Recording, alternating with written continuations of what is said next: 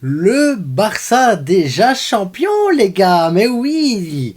3 matchs, 3 victoires, 9 sur 9, le Real qui perd des points, le Real qui a gagné qu'un seul match.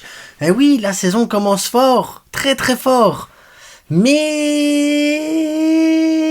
il y a un mais. Et on en discute après le générique.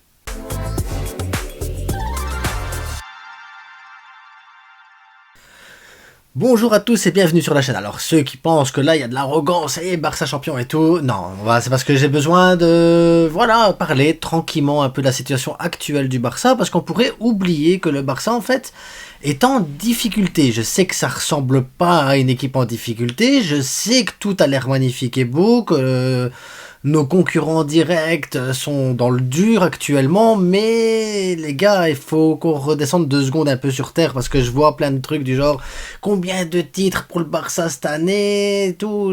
Il faut qu'on calme, les gars, il faut qu'on calme, parce que déjà on est le Barça. Déjà on est le Barça.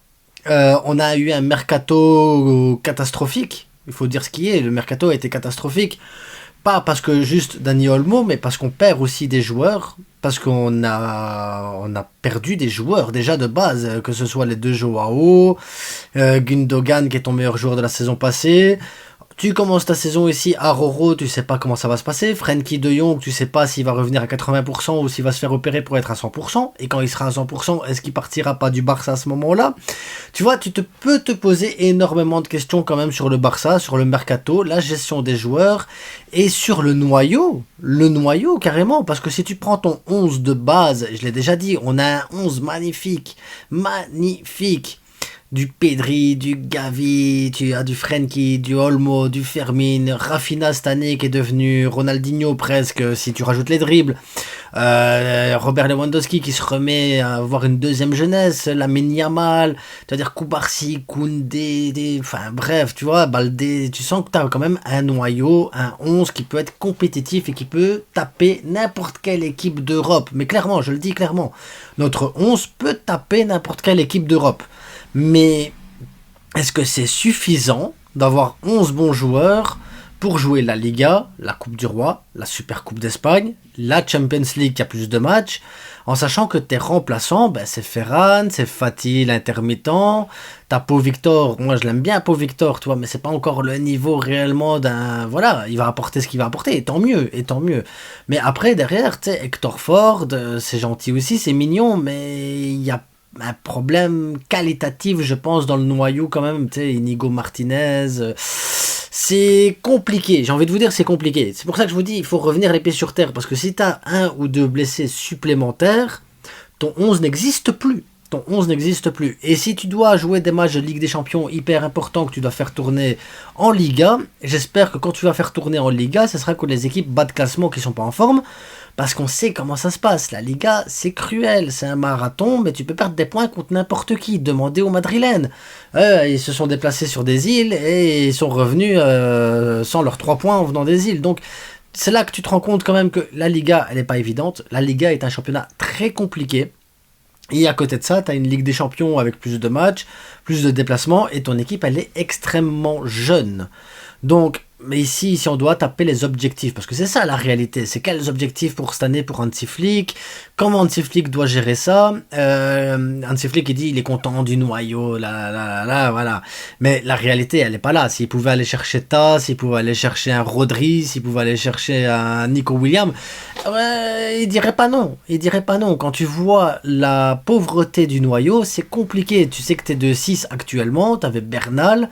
C'était lui le 6 titulaire à 17 ans. Il se fait les croisés. Et maintenant, c'est Casado qui va faire le taf. Mais le remplaçant de Casado, c'est Garcia, les gars. C'est Garcia qu'on a refusé qu'il aille à Gérone. Parce qu'on l'a refusé. On a dit non, il faut que tu restes parce que t'as pas d'autres 6. Ferran Torres, je sais que tout le monde veut le voir partir. Mais si tu le vois partir, t'as personne en remplaçant. Tu vas me dire, bon, personne et ça. Mais oui, mais t'as besoin de faire souffler des fois. Donc il faut que les joueurs qui sont sur le banc déjà évoluent, grandissent, travaillent et s'améliorent. Donc ça va être le travail de Flick, de dire ok, j'ai un noyau quand même très bon, mais il y a une partie du noyau qui est en dessous du niveau que devrait être le Barça. Et donc là, Hansi Flick va avoir énormément de boulot à mettre ces gens-là au niveau, si c'est possible en plus, parce que c'est pas dit que voilà, c'est possible. t'as le talent, tu l'as pas des fois. Et ça, c'est compliqué. Donc, c'est pour ça que je vous dis, les gars, si on doit mettre des objectifs en place pour le Barça cette saison, l'objectif, il est simple. C'est reprendre du plaisir, réapprendre à prendre du plaisir devant des matchs.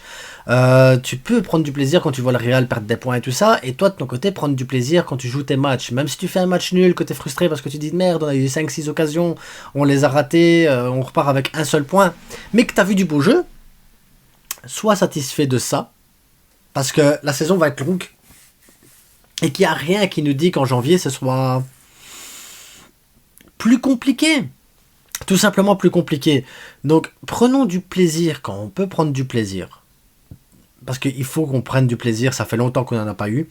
Quand nos jeunes rentrent sur le terrain, qui font une boulette ou deux, ça arrive, ils sont jeunes, il faudra être patient.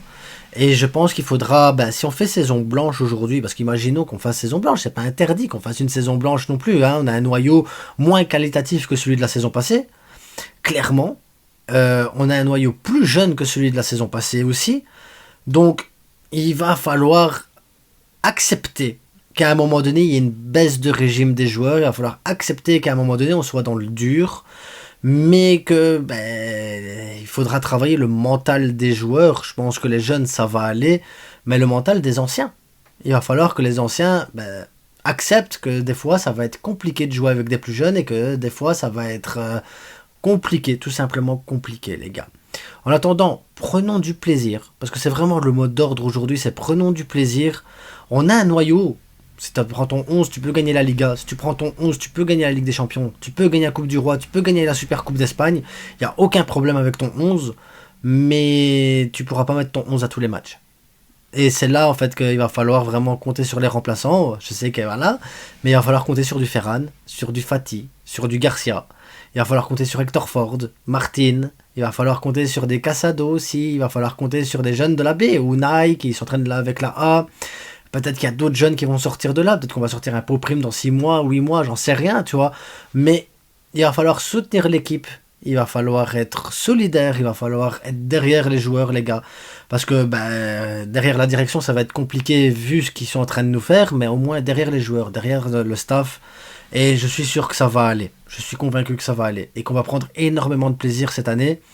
Même si je ne suis pas convaincu qu'on va pouvoir jouer toutes les compétitions comme on devrait jouer chaque compétition. Comme le Barça devrait jouer chaque compétition. Parce que c'est ça la réalité. On est des compétiteurs. On veut gagner tous les titres. On veut jouer toutes les compétitions. Mais on n'a pas le noyau pour le faire. En tout cas, le noyau n'est pas encore assez mature pour moi. Pour réussir à faire tout ça. Maintenant, j'espère qu'ils me donneront tort. Clairement, je souhaite que tous ces jeunes me donnent tort et qu'au final de la saison, on se dise « Waouh, la frite, tu t'es trompé » parce que je veux me tromper. J'aime bien me tromper dans mes pronos. Donc j'espère que ce prono-là sera également une erreur. En attendant, abonnez-vous, likez, partagez et n'oubliez pas le plus important. C'est que du foot et le foot, c'est pour le plaisir, les gars. Et donc, prenons du plaisir.